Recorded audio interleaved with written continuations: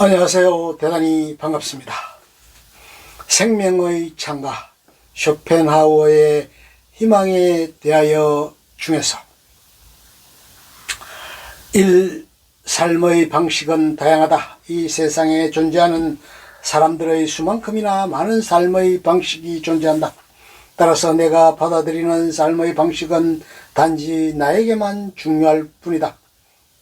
이 침묵은 지키는 방법을 알고 있다는 것은 커다란 행운이다.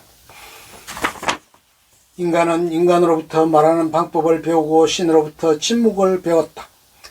다양한 인생의 가치를 이해하기 위해서는 진지한 성찰과 많은 노력이 필요하다.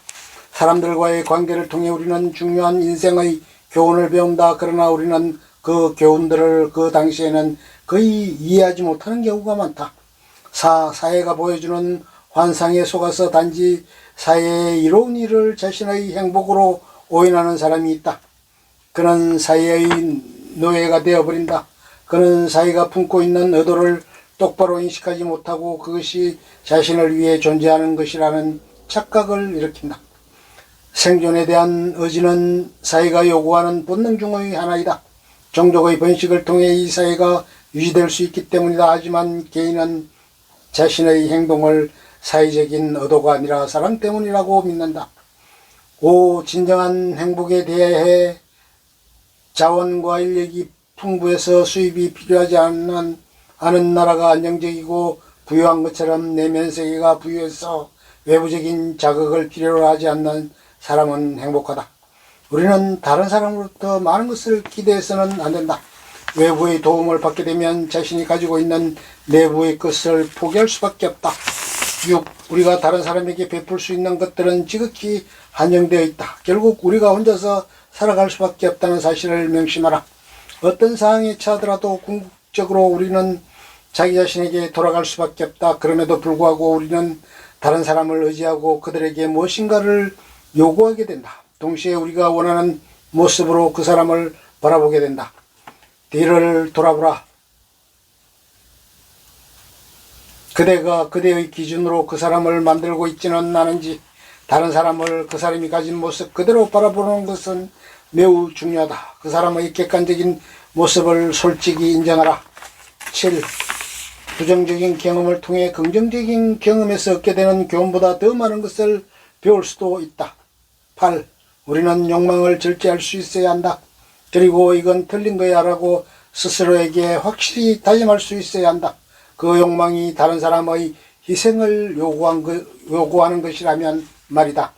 욕망을 다스리는 비밀의 열쇠는 우리의 마음속에 있다. 9. 돈을 유용하게 사용할 수 있는 방법 가운데 가장 유익한 것은 사기를 당하는 것이다. 왜냐하면 그 대가로 현명함을 얻을 수 있기 때문이다. 10. 희망은 마치 독수리의 눈빛과도 같다. 항상 닿을 수 없을 정도로 아득히 먼 곳만 바라보고 있기 때문이다. 진정한 희망이란 바로 나를 신뢰하는 것이다. 행운은 거울 속에 나를 바라볼 수 있을 만큼 용기가 있는 사람을 따른다. 11. 다른 사람에게 선한 일을 했다고 하더라도 칭찬을 받고 싶은 유혹에 빠져서는 안 된다. 허영심은 일시적인 것이지만 공적은 일부러 드러나지 않아도 오랫동안 기억에 남기 때문이다. 12. 자신감을 잃어버리지 마라. 자신을 존중할 줄 아는 사람이 다른 사람을 존중할 수 있다. 어떤 사람이 그대에게 믿음을 가지고 있다면 그대는 그 사람으로 인해 자신감을 맛볼 수 있을 것이다. 내가 불완전한 존재라는 사실을 받아들일 수 있을 때 비로소 나는 완전한 인간이 되는 것이다. 자신감은 저절로 주어지는 것이 아니다. 그것은 스스로 개발할 때 가능하며 가끔씩 뼈를 깎는 아픔이 따른다. 현명한 사람은 덧없는 것을 버리고 영광을 선택한다. 14. 오래전부터 각 시대마다 세워진 사당이나 교회, 사원 등은 인간의 영생에 대한 높은 관심을 보여주는 증거물이다. 우리는 이 세상에서 일어나고 있는 괴로움과 고통을 잊기 위해 수백 가지의 미신을 만들어 그것을 통해 스스로의 마음을 달래려야 한다. 그리고 그 환상을 통해 고통 없는 영원한 삶을 꿈꾼다.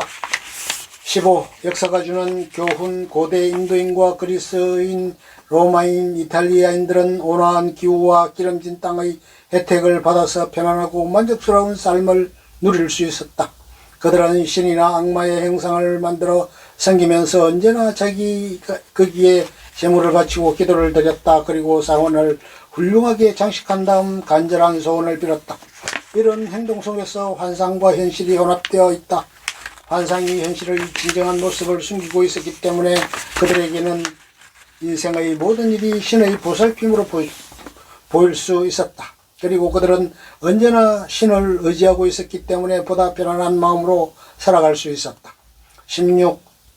때를 얻은 침묵은 지혜이며 그것은 어떤 웅변보다도 낫다. 17. 우리는 불행한 존재로 이 세상에 태어났다. 그렇기 때문에 마치 굶주림에 빠진 짐승처럼 신의 도움과 위안을 필요로 하고 있다. 사람들은 전혀 예상하지 못했던 위험이 다가오면 자기가 신봉하고 있는 영혼의 세계를 향해 귀중한 시간과 소중한 정신을 기도나 재물을 바치는 일에 소비한다.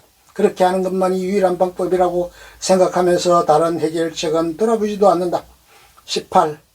어떤 상황을 만날 때마다 이것이 최초의 경험이라고 생각하라. 왜냐하면 그 상황들은 모두 새로운 상태에서 다가오기 때문이다. 언제나 그 점을 잊지 말아야 한다. 19. 말은 사상의 표현이다. 깊은 지혜를 담고 있으면 생각을 나타내는 말은 더욱 단순해진다. 어떤 사람이 제약을 저지르려고 했다면 그는 벌써 순수한 의미에서 덕을 어긴 것이다. 설사 죄악을 범하지 않았다고 해도 사정은 달라지지 않는다. 결과보다 동기가 우선이기 때문이다. 만약 그가 죄악을 저지르지 않았다면 그것은 종교적인 양심 때문이다. 20일 종교가 진리의 깨달음을 가로막고 인류의 발전을 억제하는 일이 있다고 하더라도 종교에 대한 비난은 삼가야 한다. 그러나 괴테나 셰익스피어와 같은 위대한 정신의 소유자에게 어떤 종교의 교리를 문자 그대로 믿으라고 요구한다면 그것은 마치 거인에게 작은 구두를 신으라고 강요하는 것과 같다. 모든 종교는 철학에 앞서려는 경향이 있다. 철학자는 종교를 필요이나 대다수 인간의 빈약하고 병적인 정신을 돕기 위한 지팡이로 인정하면서도 종교와 투쟁한다. 그런데 신을 옹호하는 권력자들은 신이라는 관념보다는 자신의 이익과 편의 때문에 종교를 강요하는 경우가 많다. 22. 우리는 언제나 정직하게 행동해야 한다. 그러나 그것은 그렇게 쉬운 일이 아니다. 도처에서 위선과 거짓이 우리의 앞을 가로막고 있는 것이다. 위선과 거짓의 장벽을 넘어서는 것은 어려운 일이지만 그것이 가능할 때 비로소 우리는 믿음과 사랑을 만날 수 있다. 23. 세상의 신비로움은 어디에서나 발견할 수 있다.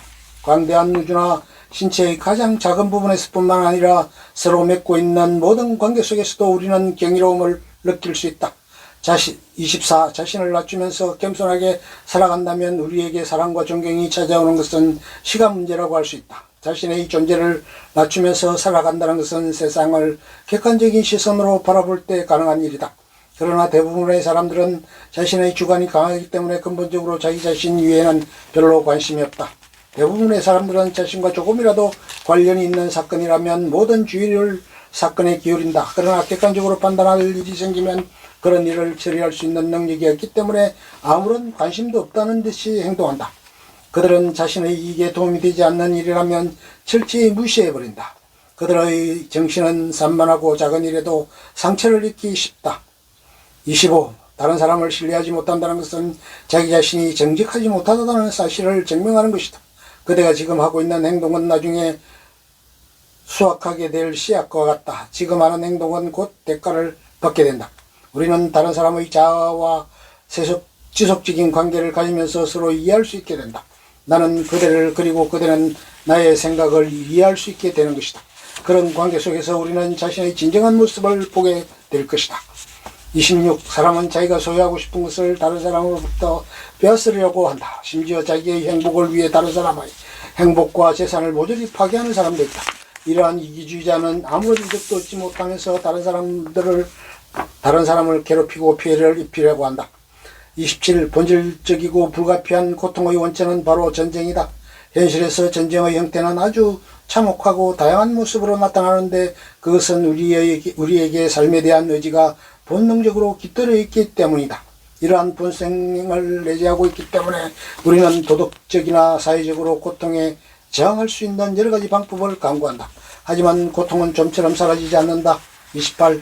대부분의 사람들은 자신의 지위를 대단히 중요한 것으로 생각한다. 지위는 사회적인 기관을 운영하는 일에 있어서 매우 효율적이다. 그러나 지위는 인습적인 가치이기 때문에 가식적인 면이 많다.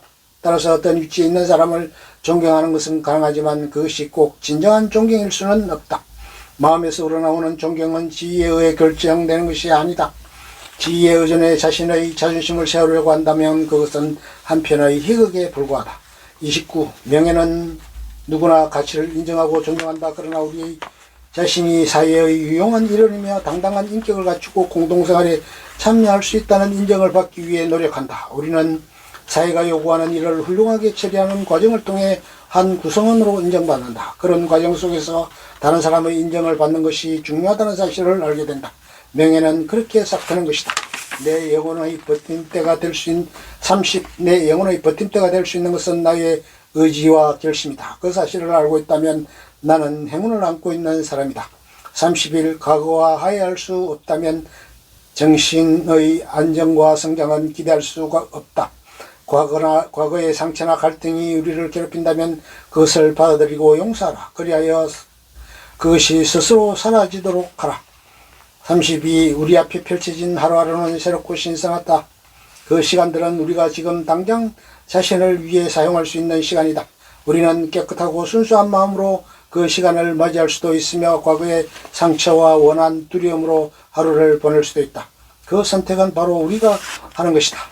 살아가면서 우리가 수많은 선택을 한다. 그러나 우리는 그 선택의 순간들을 일상화된 관습에 포함시켜 습관에 따라 행동해버리고 만다. 그러나 생각해보라. 지금 당신에게 벌어지고 있는 일들이 얼마나 많은 선택에 의해 이루어지고 있는가를. 33. 인생의 확고한 목적이 있다면 우리는 우리의 일에 간섭하는 사람의 비난이나 칭찬에 신경 쓰지 않고 오직 목적을 향해 앞으로 나아갈 수 있다. 34. 자기 자신에게 그리고 다른 사람에게 적극적이고 긍정적인 자세를 보이는 것은 살아가는 일에 엄청난 힘을 발휘한다. 부정적인 판단을 적극적인 사고로 바꾼다면 우리 인생은 긍정적인 결과를 보장한다. 35. 사교적인 모임에는 자신의 빈약한 실체를 감추기 위해 일부러 화려한 모습으로 나타나는 사람들이 많다. 이들이 허위적이며 독단적이고 인습적인 우월감으로 가득 차 있다. 그들은 선량한 풍모와 고상한 행동, 점잖은 말씨로 자신의 진짜 모습을 감추려 한다. 그러나 이런 허위적인 우월은 진정한 우월을 만나게 되면 금세 그 정체를 드러내고 만다. 끝.